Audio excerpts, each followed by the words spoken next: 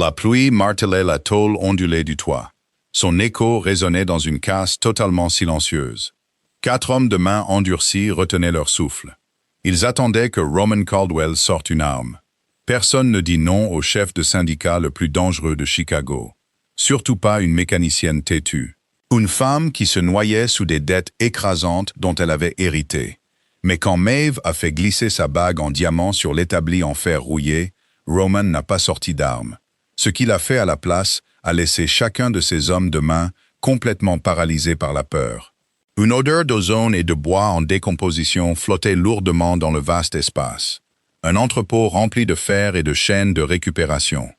Maeve a essuyé une trace de suie de son front. Cela a laissé une tache sombre sur sa peau pâle. Puis elle a rabattu son masque de soudure. Des étincelles ont jailli sur le sol en béton. Elles ont brièvement illuminé le cimetière chaotique de l'architecture oubliée de Chicago. Des gargouilles aux ailes ébréchées. D'immenses portes en chêne arrachées à des cathédrales démolies. Des portails en fer forgé, empilés comme les os de géants morts. Il faisait un froid glacial. Le chauffage industriel dans le coin était tombé en panne il y a 3 jours. C'était à peu près au moment où le dernier avis de la banque était arrivé. Les jointures de Maeve lui faisaient mal. Le froid vivait dans ses articulations maintenant. Elle a éteint le chalumeau, plongeant le coin de l'atelier dans la pénombre d'un mardi après-midi. Puis elle a retiré ses lourds gants de cuir. C'est alors qu'un son s'est fait entendre. Le crissement sourd et synchronisé de pneus sur l'allée de gravier à l'extérieur. Ce n'était pas le cliquetis du diesel d'un camion de livraison, ni le passage hésitant d'un hipster cherchant une poignée de porte vintage. C'était le ronronnement lourd et prédateur de moteurs haut de gamme. Maeve n'a pas couru à la fenêtre. Elle s'est simplement appuyée contre l'acier froid de l'établi et a fermé les yeux. Elle savait exactement qui c'était. La dette était une chose vivante, qui respirait. Elle était assise sur le siège passager de sa vie, laissée par un père qui aimait la roulette plus que l'oxygène. 300 000 $ empruntés au genre de personnes qui n'envoient pas de lettres de mise en demeure. Ils envoyaient des hommes comme Roman Caldwell. La porte de garage en aluminium s'est mise à trembler, puis à grincer en s'ouvrant vers le haut. La lumière grise et morne de l'après-midi de novembre a inondé l'atelier. Elle a été suivie de près par les silhouettes de 4 hommes. 3 d'entre eux marchaient comme des videurs, les épaules carrées, les yeux balayant les ombres de la casse. Ils cherchaient des menaces qui n'existaient pas. Garrett, grand et large, menait l'avant-garde. Boyd et Declan flanquaient l'arrière. Mais l'homme au centre se déplaçait différemment. Il ne se pavanait pas.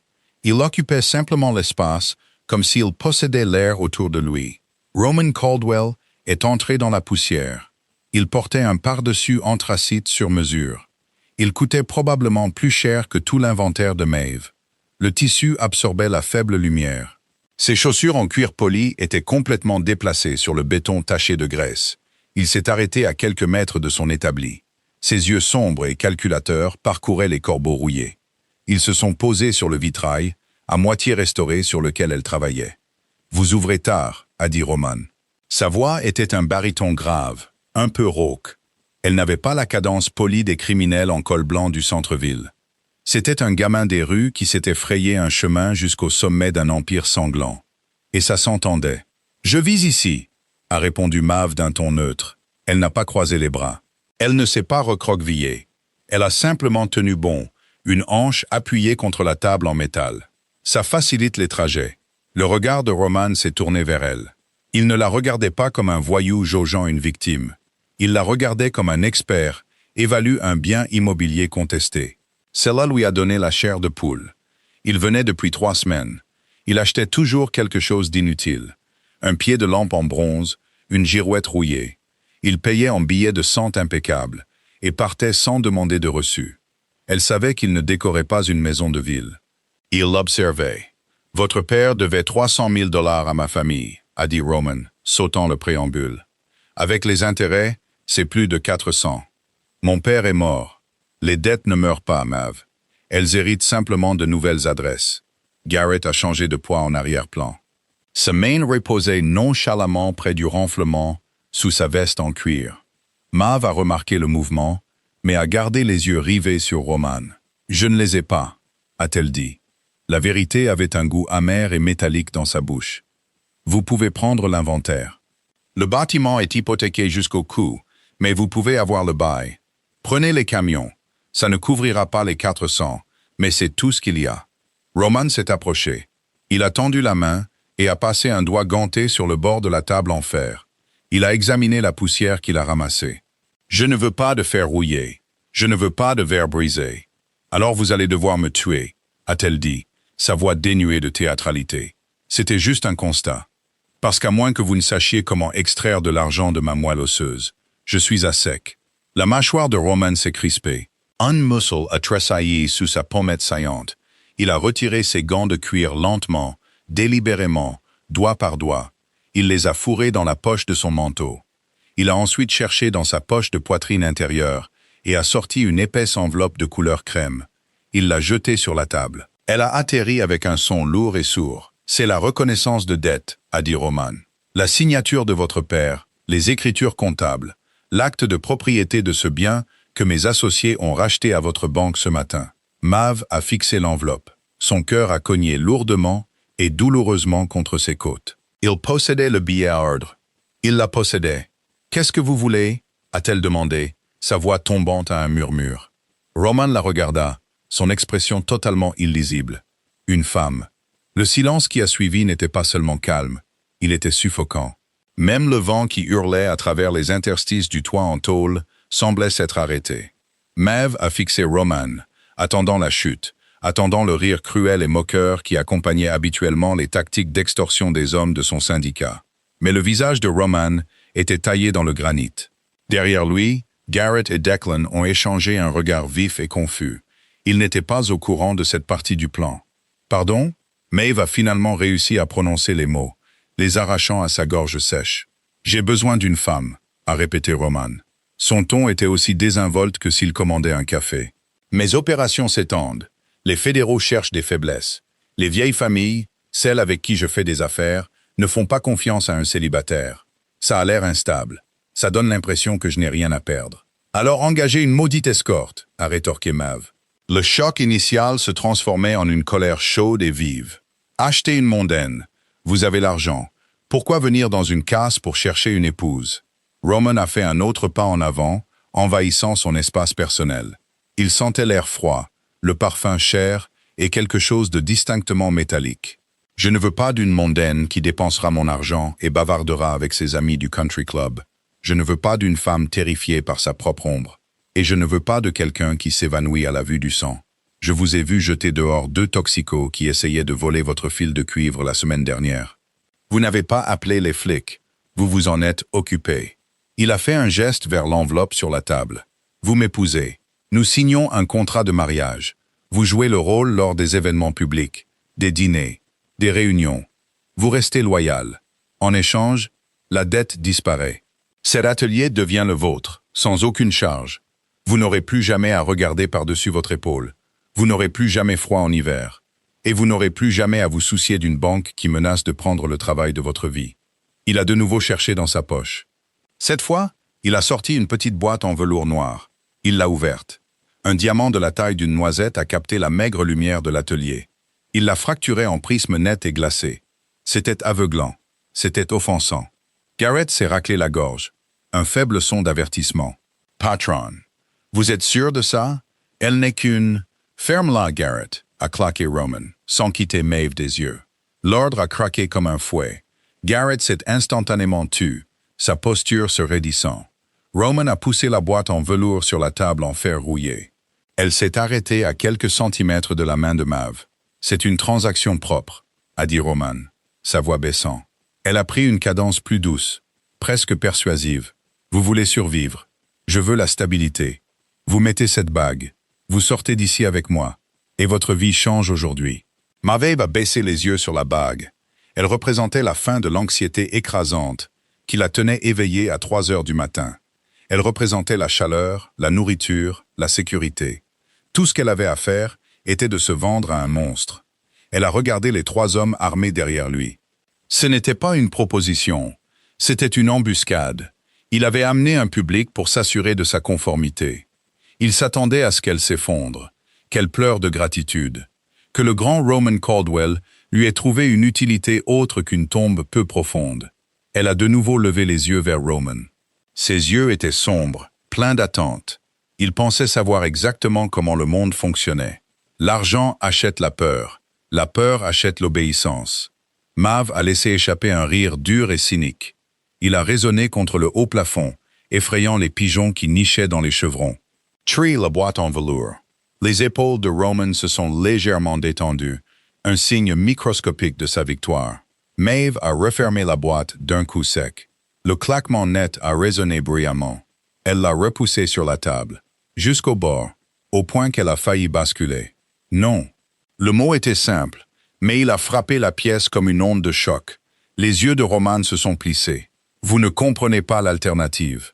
Je comprends parfaitement, a dit Maeve, sa voix s'élevant, retrouvant sa force.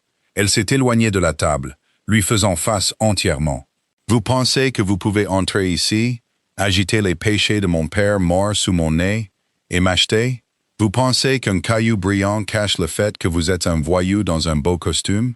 Surveillez votre langage, a grogné Declan depuis l'arrière, faisant un pas en avant. Maeve l'a complètement ignoré, gardant les yeux rivés sur Roman. Vous ne voulez pas une partenaire, Roman. Vous voulez un animal de compagnie. Vous voulez un chien de garde que vous pouvez habiller de soie et parader devant vos amis mafieux pour prouver que vous êtes un homme civilisé. Mais vous ne l'êtes pas. Vous êtes vide. Vous ne savez pas comment gagner une seule chose réelle dans ce monde. Alors vous essayez de prendre des otages et vous appelez ça un mariage. Elle a ramassé ses lourds gants de soudure. Je préfère mourir de froid dans cet atelier. Je préfère que vous me tiriez dessus ici même, sur ce sol, plutôt que de passer le reste de ma vie à prétendre que j'appartiens à un homme qui utilise un registre pour acheter de l'affection humaine. Alors, gardez la bague, gardez la dette, brûlez l'endroit si vous voulez. Mais ma réponse est non. Elle a jeté les gants sur la table. Maintenant, sortez de mon atelier. L'air dans la casse s'est transformé en verre. Il était si fragile, si cassant, qu'un seul souffle brusque l'aurait fait voler en éclats. La main de Garrett ne planait plus près de sa veste. Elle était à l'intérieur, les doigts enroulés autour de la crosse de son pistolet. Declan et Boyd avaient changé de posture, leur visage durci en masque de violence professionnelle. Ils avaient vu des hommes se faire battre à moitié à mort pour une fraction du manque de respect que cette mécanicienne venait de montrer à leur patron. Ils attendaient le signe. Un simple hochement de tête de Roman et Maeve cesserait d'être un problème. Maeve a tenu bon. Son cœur battait violemment contre ses côtes, un oiseau frénétique piégé dans sa poitrine. Mais elle a refusé de le montrer sur son visage. Si elle devait mourir pour un tas de métal rouillé et une dette de jeu qu'elle n'avait pas contractée, elle le ferait le menton haut. Roman la fixait. Son visage était totalement vide. L'expert calculateur avait disparu, remplacé par quelque chose de sombre, d'intense et de totalement illisible. Pendant 10 secondes angoissantes, personne n'a bougé. Le seul son était le grondement lointain du métro qui passait sur les voies à quelques pâtés de maison de là. Lentement, Roman a rompu le contact visuel. Il a baissé les yeux sur la boîte en velours posée précairement sur le bord de la table. Il a tendu la main, l'a ramassée et l'a glissée dans sa poche. « Bien », a dit Roman doucement. Garrett a fait un demi-pas en avant, son arme à moitié tirée. « Patron, donnez l'ordre. » Roman n'a pas regardé Garrett. Il n'a même pas élevé la voix. « Range-la, Garrett. » Garrett s'est figé. « Patron, elle vient de... » J'ai dit « Range-la ». Le venin glacial dans la voix de Roman a fait tressaillir le solide homme de main. Lentement, à contre-cœur, Garrett a remis l'arme dans son étui. Maeve s'est préparée. Les jeux psychologiques étaient pires que les menaces physiques. Elle s'attendait à ce qu'il lui donne un ultimatum. « Vous avez 24 heures pour vider les lieux, ou nous verrons si vous êtes aussi courageuse quand le soleil se couchera. » Au lieu de cela, Roman a levé la main et a attrapé les revers de son pardessus sur mesure à 4 000 $. Il l'a enlevé de ses épaules. Il ne l'a pas donné à ses hommes. Il l'a plié soigneusement et l'a posé sur le dossier d'un vieux banc d'église poussiéreux. Puis il a attrapé sa cravate en soie.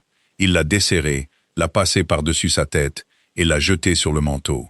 Maeve a froncé les sourcils, ses instincts de survie défaillant dans la confusion. « Qu'est-ce que vous faites ?» Roman n'a pas répondu. Il a déboutonné les poignets de sa chemise blanche impeccable et a commencé à retrousser les manches jusqu'à ses avant-bras. Ses bras étaient noueux de muscles, marqués par une cicatrice irrégulière et délavée qui courait le long de son avant-bras gauche. Un rappel brutal qu'il n'avait pas toujours été l'homme en costume. Il est passé devant Maeve, s'enfonçant plus profondément dans l'atelier.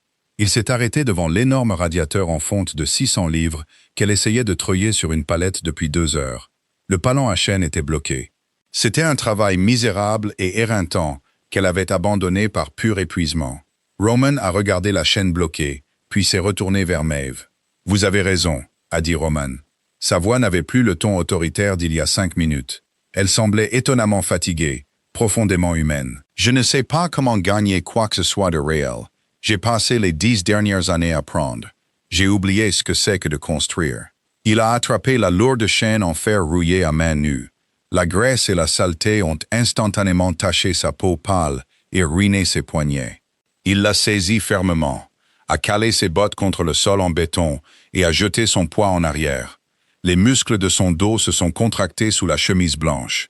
Avec un grincement strident, l'engrenage rouillé du palan s'est débloqué. Le radiateur s'est soulevé, décollant du sol. Roman a sécurisé le loquet, respirant lourdement, la sueur perlant immédiatement sur son front. Garrett, Declan et Boyd se tenaient paralysés près de l'entrée. Leur bouche était littéralement bée de stupeur. Le chef du syndicat Caldwell, un homme qui ordonnait des assassinats devant son expresso du matin, transportait de la ferraille. Roman s'est retourné vers Maeve. Ses mains étaient noires de graisse. Il n'avait pas l'air en colère. Il avait l'air humble. 400 000 $, c'est beaucoup d'argent à rembourser en travaillant, a dit Roman, essuyant une trace de graisse de sa main sur son pantalon coûteux. Je suppose qu'on va devoir déplacer beaucoup de fer. Maeve le fixait, complètement sans voix.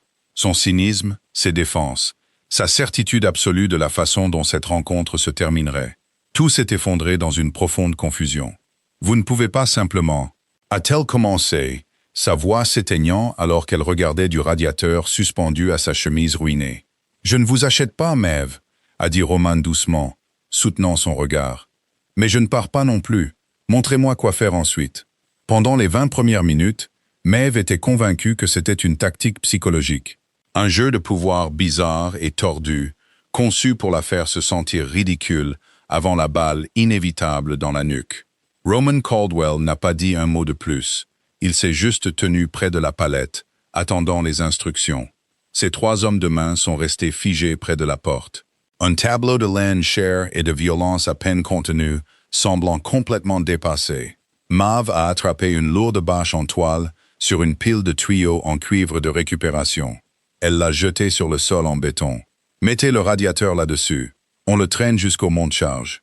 À moins que vos garçons ne veuillent le porter. Roman a jeté un coup d'œil à ses hommes. Garrett fixait les taches de graisse qui ruinaient actuellement le pantalon sur mesure de Roman. Garrett, a dit Roman. Le nom a été prononcé doucement, mais il portait le poids d'un coup physique. Prince Boyd et Declan, attendez dehors dans les voitures. Garrett a cligné des yeux, sa mâchoire travaillant alors qu'il traitait l'ordre. Patron, il fait moins 19 degrés dehors. Et ce quartier est... Dehors, a répété Roman. Il n'a pas élevé la voix. Il n'en avait pas besoin. Garrett a ravalé toute protestation qui lui restait. Il a lancé à Maeve un regard qui promettait une mort très lente et très douloureuse si un seul cheveu de son patron était touché. Puis il a fait un signe de tête aux 2 autres. Les 3 hommes sont sortis par la porte métallique roulante. Elle s'est refermée derrière eux dans un cliquetis, replongeant l'entrepôt dans un silence glacial et ombrageux. « Juste vous et moi », a dit Roman, se retournant vers le lourd radiateur en fer. « Montrez-moi comment ça marche. » Maeve ne l'a pas ménagé. Elle a désigné un pied de biche. Elle lui a montré où le coincer sous les pieds en fer. Elle a regardé, les bras croisés, s'attendant à ce qu'il abandonne après le premier dérapage. Le fer était glacial, les bords étaient coupants, et le poids mort de la chose était destiné à un chariot élévateur, pas à des mains humaines. Roman a coincé le pied de biche sous la base. Il a appuyé son poids sur le levier en acier. Les muscles de ses avant-bras se sont tendus, le tissu cicatriciel pâle s'étirant. Le radiateur a gémi, raclant le béton. « Poussez la bâche en dessous », a-t-il grogné, son souffle formant des nuages dans l'air glacial. Maeve poussait la lourde toile sous le fer soulevé. Roman a relâché la tension et le radiateur s'est posé sur le tissu. Il n'a pas demandé de pause. Il a simplement contourné la bâche, a attrapé les épais œillets en laiton et a commencé à tirer. C'était un travail éreintant. La bâche glissait à contre-cœur sur le béton inégal, s'accrochant au boulon et au creux. Roman l'a traînée sur 3 mètres, puis 6. La sueur a commencé à imbiber le dos de sa chemise blanche, rendant le coton fin translucide contre sa peau. La saleté et la rouille maculaient ses jointures. Chaque fois que la bâche s'accrochait, il ajustait sa prise et tirait plus fort. Maeve marchait derrière lui, observant ses larges épaules se soulever sous l'effort. Elle sentait un nœud étrange et inconfortable se serrer dans son estomac. Les hommes comme Roman Caldwell ne faisaient pas ça. Ils payaient des gens pour le faire, ou ils tuaient des gens pour éviter de le faire. Ils ont atteint le monte-charge au fond de l'atelier. Roman a lâché la bâche, se penchant les mains sur les genoux, la poitrine haletante. Ses mains étaient à vif, la peau écorchée et saignante à cause de la toile rugueuse. Maeve est passé devant lui et a appuyé sur le bouton de l'ascenseur. Les anciens engrenages ont grincé, faisant descendre la cage grillagée du 2e étage. « Pourquoi faites-vous ça » a-t-elle demandé, gardant les yeux sur la cage qui descendait. Roman s'est redressé. Il a passé une main sur son front, laissant une large traînée de graisse noire sur son visage. Il ressemblait moins à un chef de la pègre qu'à un mécanicien à la fin d'une double journée de travail. « Vous avez dit que je ne savais pas comment gagner une chose réelle, » a dit Roman, sa respiration se calmant enfin. « Vous avez dit que j'essayais de prendre des otages et d'appeler ça un mariage. Je n'ai pas aimé comment ça sonnait, surtout parce que c'était vrai. Alors, vous jouez au col bleu pour prouver quelque chose ?» a raillé Maeve, appuyant sur l'arrêt d'urgence alors que l'ascenseur s'immobilisait au niveau du sol. « Vous pensez qu'une heure de travail manuel vous achète une conscience? Je n'ai pas de conscience, Maeve. Je l'ai perdue quand j'avais 14 ans, en volant des enjoliveurs dans le South Side, juste pour manger. » Roman s'est approché d'elle, envahissant son espace. Mais cette fois, il n'y avait aucune menace dans sa posture, juste une honnêteté crue et nue. « Je n'essaie pas d'acheter une conscience. J'essaie de comprendre pourquoi une femme avec 300 000 $ de dette, gelant dans un entrepôt, a regardé un pistolet chargé en face et a dit « Non. Dans mon monde, tout le monde a un prix. Tout le monde cède.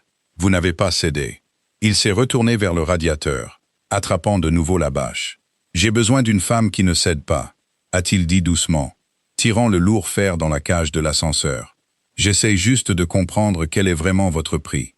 Parce que ce n'est clairement pas l'argent. » Maeve a fixé son dos, alors qu'il luttait pour mettre le fer en place. Pour la première fois depuis qu'il était entré dans son atelier il y a 3 semaines, elle a réalisé qu'elle n'avait aucune idée de qui elle avait affaire. Il n'était pas juste un voyou. C'était une machine apprenant un nouvel ensemble de règles, et c'était infiniment plus dangereux. À 7 heures, la température à l'intérieur de l'entrepôt était tombée en dessous de 0. Le froid ne mordait plus la peau. Il s'installait profondément dans la moelle. Maeve a finalement arrêté. Elle a coupé le disjoncteur principal des machines lourdes, plongeant l'arrière de l'atelier dans l'obscurité. Il ne restait que la faible lueur jaunâtre des lampes de travail halogènes près de son bureau. Roman était assis sur une pile de planches de chêne de récupération. Son pardessus sur mesure était toujours drapé sur le banc d'église.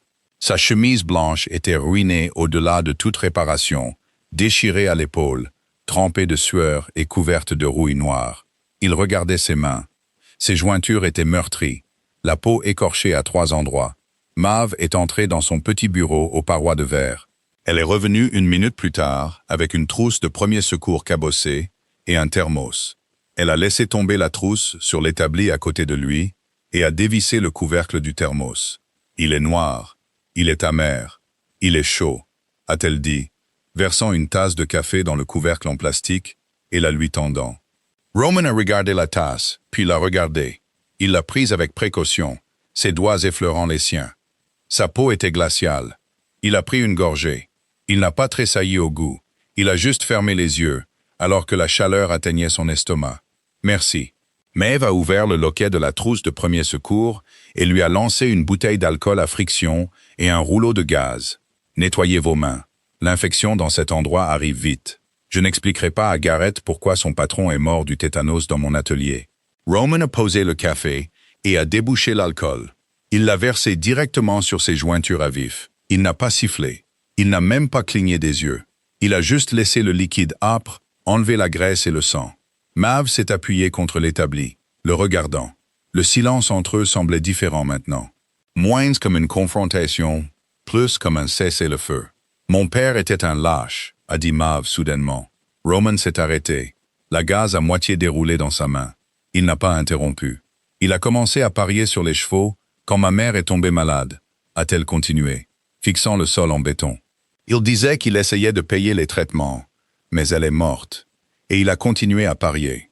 Chevaux, chiens, cartes. Il a saigné cette entreprise à blanc. Chaque pièce d'inventaire que nous vendions, l'argent allait directement dans sa poche, puis directement à vos gens. Quand il est mort, j'ai pensé que le pire était passé. Je ne savais pas qu'il avait hypothéqué le bâtiment. Elle a levé les yeux vers Roman, ses yeux durs et brillants dans la pénombre. Vous parlez de votre monde comme si c'était une entreprise, comme si ce n'était que des transactions et des registres. Mais votre registre est écrit avec la misère humaine. Vous vous en prenez aux faiblesses. Vous vous en prenez aux toxicomanes. Roman a fini d'envelopper sa main, rentrant soigneusement le bout de la gaze. Il a pris son café et a bu une autre lente gorgée. Vous pensez que je ne sais pas ça? La voix de Roman était dénuée de défense. Elle était juste plate. Mon père devait de l'argent à des hommes comme moi. Ils ne pouvaient pas payer. Alors, ils se sont payés en chair. Je les ai vus lui briser les jambes dans notre salon. J'avais 12 ans. Vous voulez savoir comment j'ai survécu? Je suis allé voir les hommes qui l'avaient brisé, et j'ai demandé un travail. J'ai porté leurs sacs, j'ai caché leurs armes, j'ai appris leur registre. Il s'est levé, arpentant lentement le petit cercle de lumière halogène. Je n'ai pas bâti cet empire parce que j'aime la cruauté, Maeve. Je l'ai bâti parce que je refuse d'être à nouveau l'homme par terre en train de se faire briser les jambes. Il s'est arrêté et l'a regardé, ses yeux sombres se fixant sur les siens. Je suis un monstre, je sais exactement ce que je suis, mais je suis un monstre contrôlé. Je tiens à distance les pires choses de cette ville. Vous pensez que mon syndicat est mauvais. Les gens qui combleraient le vide si je tombais sont des animaux. Ils n'offrent pas de contrat de mariage. Ils prennent, tout simplement. Il a fait un geste vers le vaste entrepôt sombre. Votre père a fait ses choix. Je ne l'ai pas forcé à la table. Mais c'est vous qui vous retrouvez avec le fardeau. Je vous ai offert une porte de sortie parce que j'ai besoin de quelqu'un qui n'est pas intimidé par les ombres dans lesquelles je marche. J'ai besoin de quelqu'un qui peut regarder le sang sur le sol et me tendre une serpillière, pas un badge de police. M'avait senti un frisson parcourir sa colonne vertébrale, qui n'avait rien à voir avec le froid. Il n'avait absolument aucune honte. Il ne demandait pas l'absolution.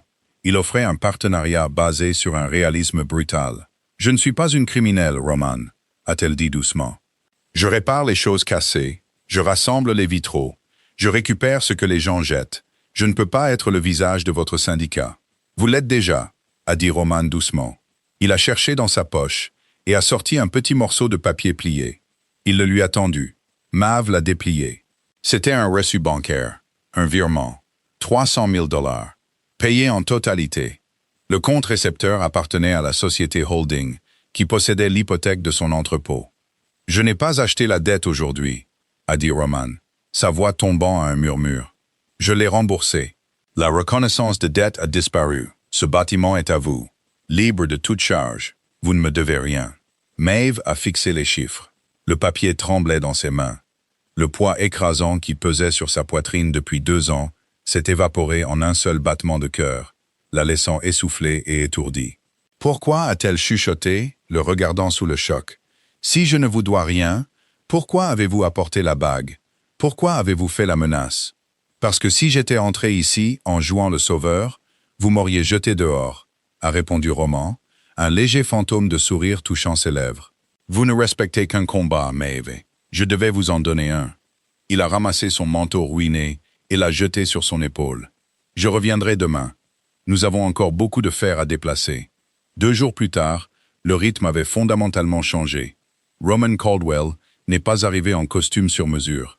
Il est arrivé en jean épais, bottes à embout d'acier et une épaisse veste en toile. Il a laissé ses hommes de main à la porte. Il ne parlait pas beaucoup. Il travaillait, c'est tout. Il prenait les ordres. Il soulevait là où elle lui disait de soulever. Et il a lentement appris à utiliser le découpeur plasma sans s'aveugler. Maeve se surprenait à le regarder quand elle pensait qu'il ne la voyait pas. Il y avait une intensité tranquille dans son travail. Il ne le faisait plus pour l'impressionner. Il le faisait parce que l'épuisement physique semblait calmer les démons qui vivaient dans sa tête. C'était jeudi après-midi. Le ciel dehors était de la couleur du fer meurtri, promettant une pluie verglaçante. Mav était sous une énorme porte de coffre-fort de banque des années 1920, meulant des décennies de rouille, tandis que Roman cataloguait des luminaires en laiton de l'autre côté de l'atelier. Le son de la meuleuse d'angle masquait le bruit de l'intrusion. Mav n'a su que quelque chose n'allait pas que lorsque la meuleuse est morte subitement dans ses mains. Le cordon d'alimentation avait été violemment arraché de la prise murale. Elle a glissé dessous la porte du coffre-fort, relevant ses lunettes de sécurité. 3 hommes se tenaient dans l'allée centrale de la casse. Ce n'étaient pas les hommes de Roman.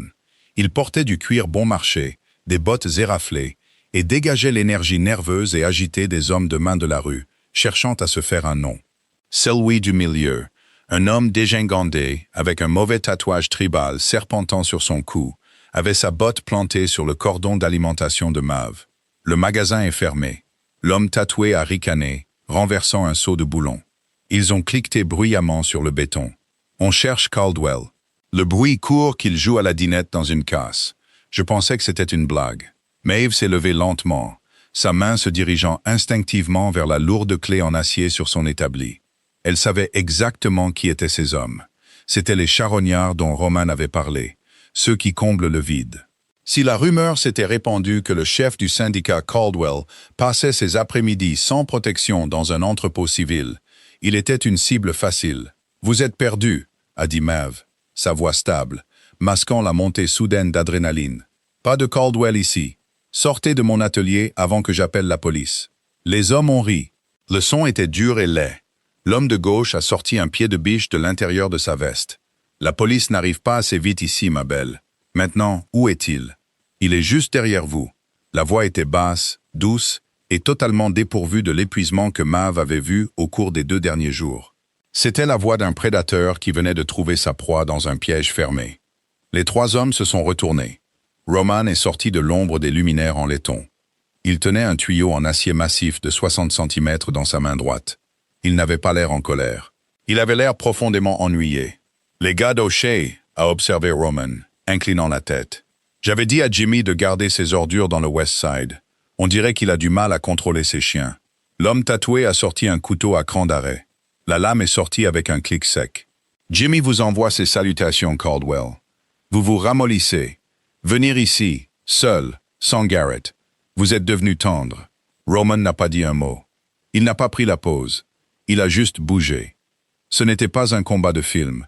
Ce n'était pas chorégraphié ou élégant. C'était choquant, brutal et horriblement rapide. Roman a comblé la distance en 12 enjambées. L'homme tatoué s'est jeté avec le couteau. Roman n'a pas esquivé. Il a dévié le bras de l'homme avec son avant-bras gauche, ignorant la lame qui lui a fait une coupure peu profonde dans la manche, et a abattu le tuyau d'acier sur le genou de l'homme. Le son de l'articulation qui se brise a résonné comme un coup de feu. L'homme a hurlé, s'effondrant. Avant que les 2 autres aient pu comprendre ce qui s'était passé, Roman a pivoté. Il a enfoncé l'extrémité émoussée du tuyau directement dans le sternum de l'homme au pied de biche. Tout l'air s'est échappé des poumons de l'homme dans un sifflement écœurant, et il s'est plié en 2, tombant au sol, cherchant sa respiration. Le 3e homme, le plus jeune, les yeux écarquillés de terreur soudaine, a fait un pas en arrière, levant les mains. « Attendez, attendez, mec !» Roman a laissé tomber le tuyau. Il a résonné bruyamment contre le béton. Il a attrapé le gamin par la gorge, l'a projeté contre une énorme porte en chêne appuyée contre le mur, et l'a épinglé là. Les pieds du gamin pendaient à 5 cm du sol. Roman s'est penché près de lui. Sa voix était un murmure, mais dans le silence soudain de l'entrepôt, Mav a entendu chaque mot. « Tu retournes voir Jimmy » a sifflé Roman, ses yeux morts et froids. « Tu lui dis que je suis exactement là où je veux être. Et s'il envoie à nouveau ses ordures dans l'atelier de cette femme, je ne le tuerai pas seulement. Je brûlerai son opération jusqu'aux fondations pendant qu'il regarde. Tu comprends? » Le gamin a hoché la tête frénétiquement, suffocant. Roman l'a lâché. Le gamin a heurté le sol, s'est relevé en titubant, a attrapé l'homme qui sifflait par le col et l'a traîné vers la porte. L'homme tatoué se tordait par terre, serrant son genou brisé, sanglotant. « Emmenez-le avec vous !» a ordonné Roman. sans les regarder. Il leur a fallu 2 misérables minutes pour traîner leurs blessés hors de l'entrepôt. La porte métallique s'est refermée dans un cliquetis, et le son des pneus crissant sur l'allée de gravier s'est estompé au loin. Roman se tenait au centre de l'allée. L'énergie létale s'est lentement drainée de lui. Il a baissé les yeux sur son bras gauche. Le sang suintait à travers sa veste en toile, là où la lame l'avait touché. Il ne s'est pas retourné. Il est resté là, le dos tourné à Mav. « Voilà ce que je suis », a dit Roman, sa voix rauque. Il n'avait pas l'air fier, il avait l'air résigné. « C'est la maladie que j'apporte avec moi. J'essaye de nettoyer la graisse de mes mains, mais le sang reste. » Mav a fixé son dos. 10 minutes plus tôt, elle l'avait regardé polir soigneusement un morceau de laiton antique. À l'instant, elle l'avait vu briser un homme en deux, sans une seconde de réflexion. Elle devrait être terrifiée. Elle devrait lui crier de partir et de ne jamais revenir. Au lieu de cela, Maeve s'est dirigée vers son établi. Elle a pris la trousse de premier secours. Elle s'est approchée de lui par derrière. « Enlevez la veste », a-t-elle dit, sa voix parfaitement calme. Roman s'est retourné, les yeux écarquillés de surprise. Il s'attendait à ce qu'elle tienne la clé. Il s'attendait à la peur, au dégoût, au rejet. Elle a brandi le rouleau de gaz. « Vous saignez sur mon sol, Roman. Enlevez la veste, on va vous soigner. » Pour la première fois de sa vie, le chef du syndicat Caldwell n'avait absolument rien à dire. Il a juste enlevé sa veste. La veste en toile a heurté le béton avec un bruit sourd et étouffé. Roman se tenait sous la lumière crue de la lampe de travail halogène, son t-shirt blanc collant à sa poitrine. La manche gauche était trempée, le tissu collant maladroitement à la lacération sur son avant-bras. Mav a désigné le lourd tabouret en bois près de son établi. « Asseyez-vous ». Roman n'a pas discuté. Il s'est approché et s'est assis, sa posture rigide. L'adrénaline s'estompait, laissant derrière elle la réalité froide de l'entrepôt et la piqûre vive du passage de la lame. Mav a attrapé une paire de ciseaux à tissu épais de sa ceinture à outils. Elle s'est placée entre ses genoux, entièrement concentrée sur la blessure. Elle a glissé le métal froid des ciseaux sous l'ourlet ensanglanté de sa manche et a coupé vers le haut, tranchant le coton pour exposer la blessure. C'était une ligne laide et irrégulière, d'environ 10 cm de long. Elle n'atteignait pas une artère, mais elle était assez profonde pour que les bords de la peau restent obstinément écartés. « Il faut des points de suture », a dit Mav d'une voix clinique. Elle s'est tournée vers l'évier derrière elle, faisant couler l'eau jusqu'à ce qu'elle soit glaciale, et a attrapé un chiffon propre. « J'ai un médecin à mon service », a marmonné Roman, ses yeux suivant ses mouvements. « Garrett peut m'y emmener. » Garrett est assis dans un SUV à un demi-kilomètre d'ici, obéissant à l'ordre que vous lui avez donné de rester à l'écart, a répondu Maeve, fermant le robinet. Elle est revenue et a pressé fermement le chiffon froid et humide contre la coupure. Roman a légèrement sifflé, sa mâchoire se crispant. « Et le temps qu'il arrive ici, qu'il vous conduise à travers la ville chez votre médecin discret, vous aurez saigné sur mon sol et dans mon camion, » a-t-elle continué. Elle a maintenu la pression d'une main et a attrapé sa trousse de premier secours de l'autre. Elle a sorti un petit sachet scellé de suture et une bouteille d'iode. Je couds du cuir de céleri et des bâches en toile pour gagner ma vie. La peau n'est pas très différente. Elle saigne juste plus. Roman a levé les yeux vers elle. Son visage était à quelques centimètres du sien. Il y avait une trace de graisse sur sa joue. Ses yeux étaient parfaitement stables. « Vous ne devriez pas faire ça », a dit Roman doucement. « J'applique une pression. C'est les premiers secours de base. Je ne parle pas du bras, Mav. » Roman a levé sa main non blessée et a doucement enroulé ses doigts autour de son poignet, l'empêchant de verser l'iode. Son contact était chaud, contrastant vivement avec l'air glacial de l'atelier. « Je viens d'amener un combat au couteau chez vous. J'ai brisé la jambe d'un homme à 3 mètres de l'endroit où vous dormez. Vous devriez courir vers la porte. Vous devriez être terrifié. » Mav a baissé les yeux sur sa main, puis dans ses yeux sombres et scrutateurs. « Mon père s'asseyait dans ce bureau, » a dit Mav, hochant la tête vers l'enceinte vitrée sans rompre le contact visuel. Il raccrochait le téléphone avec son bookmaker, se versait un verre de scotch bon marché et pleurait. Il pleurait parce qu'il savait qu'il perdait tout, mais il n'avait pas le courage d'arrêter. Il a laissé la dette s'accumuler jusqu'à ce qu'elle écrase cette famille. C'est ça qui me terrifie, Roman. La lâcheté, la faiblesse déguisée en malchance. Elle a doucement retiré son poignet de sa prise, a pris l'iode et l'a débouché. « Ça va brûler », a-t-elle prévenu. et a versé le liquide ambré foncé sur la plaie ouverte. Roman n'a pas tressailli cette fois. Il l'a juste regardé. « Vous avez défendu mon atelier », a dit Maeve, sa voix s'adoucissant d'une fraction alors qu'elle déchirait le sachet de suture. Elle a sorti l'aiguille courbe avec une pince à bec effilé qu'elle utilisait habituellement pour les travaux de fil délicats. Vous n'avez pas demandé la permission. Vous n'avez pas hésité. Vous vous êtes interposé entre moi et une menace, et vous y avez mis fin. C'était violent. C'était laid, mais c'était honnête. Elle a pris une profonde inspiration, stabilisant ses mains, et a enfoncé l'aiguille dans la peau dure de son avant-bras. Les muscles de Roman se sont contractés involontairement, mais il est resté parfaitement silencieux. « Je n'aime pas votre monde, Roman », a-t-elle murmuré, nouant le premier nœud et coupant le fil. « Mais je le comprends. Vous protégez ce qui est à vous. Vous gérez les choses qui doivent être gérées. » Elle s'est déplacée d'1 centimètre le long de la coupure, enfonçant à nouveau l'aiguille. Le sang a perlé, enduisant ses doigts. Elle l'a essuyé avec un morceau de gaz et a tiré le fil. « Est-ce que c'est ce que je fais ?» a demandé Roman. Sa voix était un grondement sourd dans sa poitrine. « Protéger ce qui est à moi ?» Maeve s'est arrêtée. L'aiguille flottait au-dessus de sa peau. Elle a levé les yeux. La distance physique entre eux avait complètement disparu. Elle pouvait sentir la chaleur qui émanait de sa peau. Sentir l'odeur métallique du sang et la morsure chimique et vive de l'iode. « Je ne suis pas un objet de récupération, Roman, » a-t-elle dit fermement. « Vous avez payé la dette. Je ne vous appartiens pas. »« Je sais, » a répondu Roman. Il s'est légèrement penché en avant. Le mouvement était lent, lui donnant toutes les chances de reculer. Elle ne l'a pas fait. « Si vous m'apparteniez, je ne serais pas assis sur ce tabouret, vous laissant me faire des trous dans le bras avec une pince. Je serais en train de dicter les conditions. Mais ce n'est pas le cas. Je suis assis ici, en train de saigner, répondant à vos questions. » Il a baissé les yeux sur les points de suture à moitié terminés, puis est revenu à son visage. « Je ne veux pas vous posséder, Maeve. Je veux que vous me choisissiez.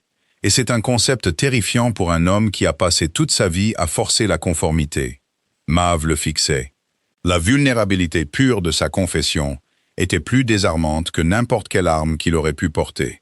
Elle a dégluti difficilement, le nœud serré dans sa poitrine, se transformant en quelque chose de dangereusement proche de l'affection. Elle a de nouveau baissé les yeux sur son bras. « Restez immobile.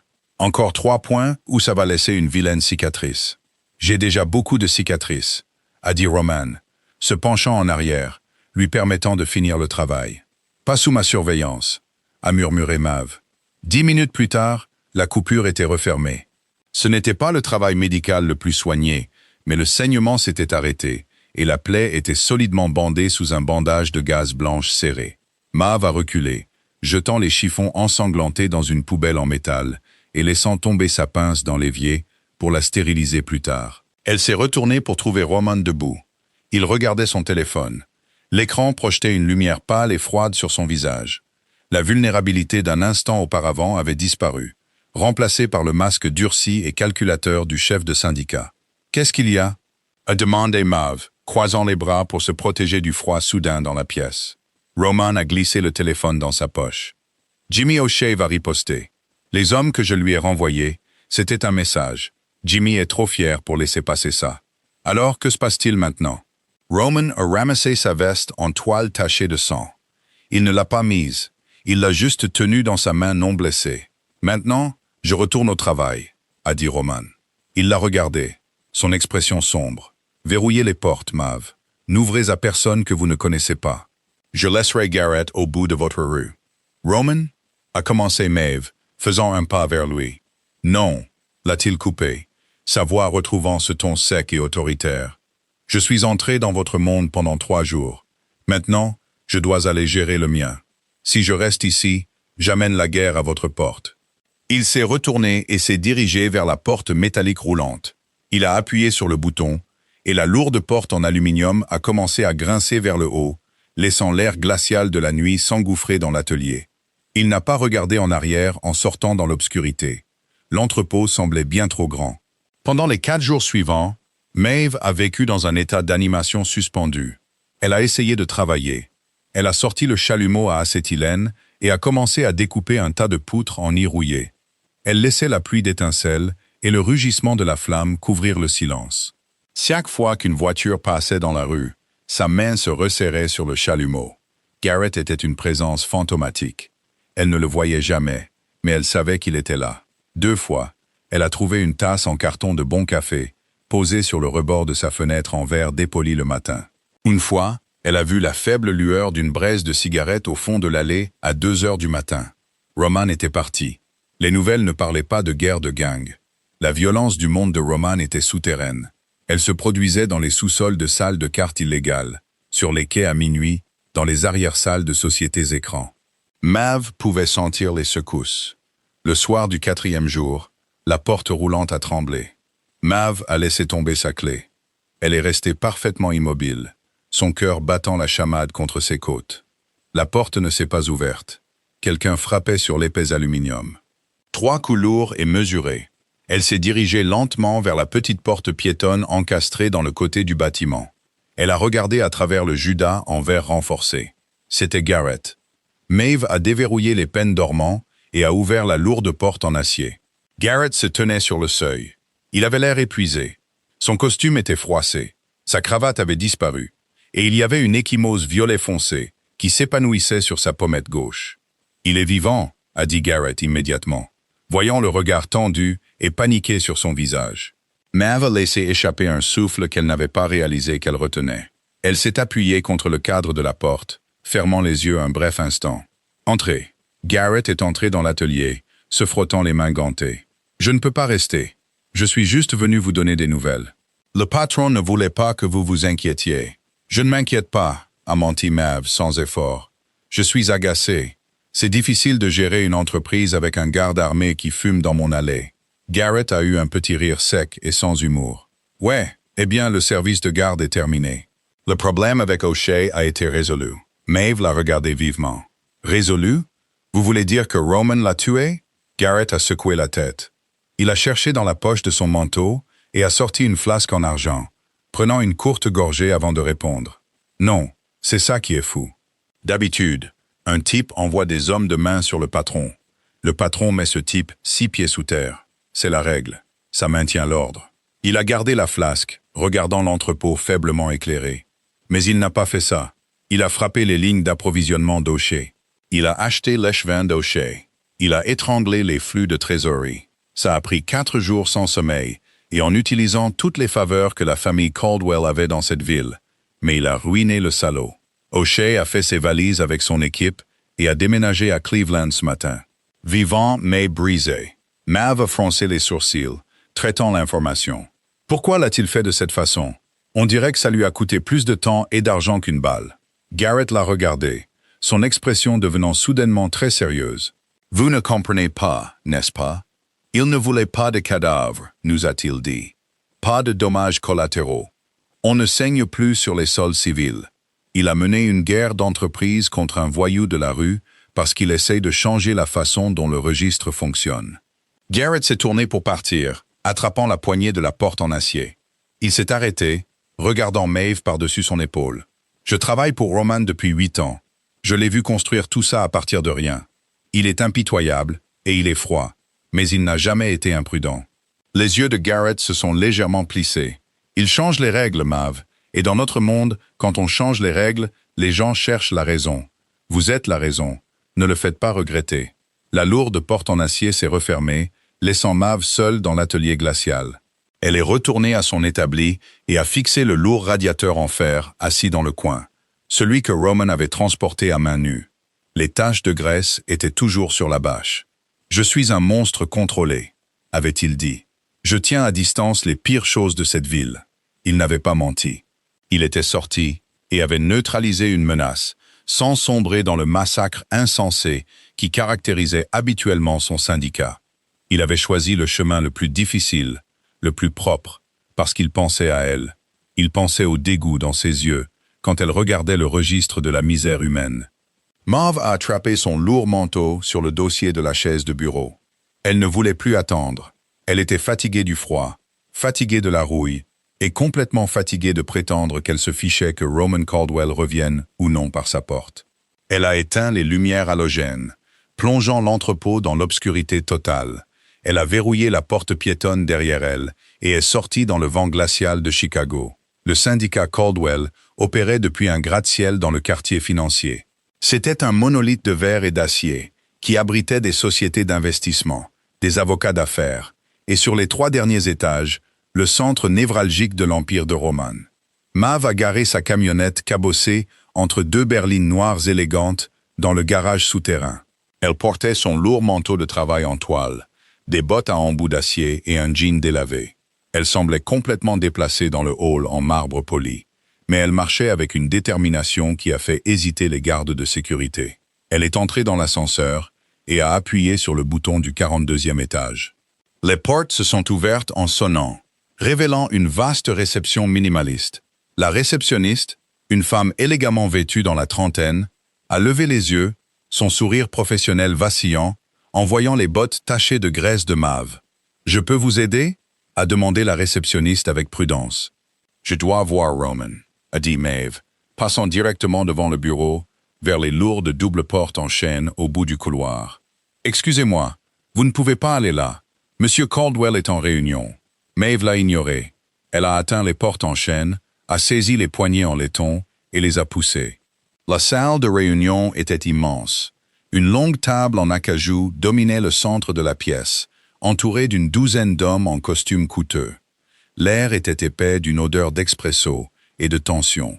À la tête de la table était assis Roman. Il avait l'air épuisé. Les cernes sombres sous ses yeux témoignaient de 4 jours sans sommeil. Il était de retour dans son costume sur mesure, la cravate desserrée, un verre de liquide ambré posé intact devant lui. La pièce est devenue complètement silencieuse lorsque Maeve est entrée. 12 paires d'yeux durs et dangereux se sont tournés vers elle. Boyd, debout près de la fenêtre, a instinctivement mis la main à sa veste. Roman a levé une seule main.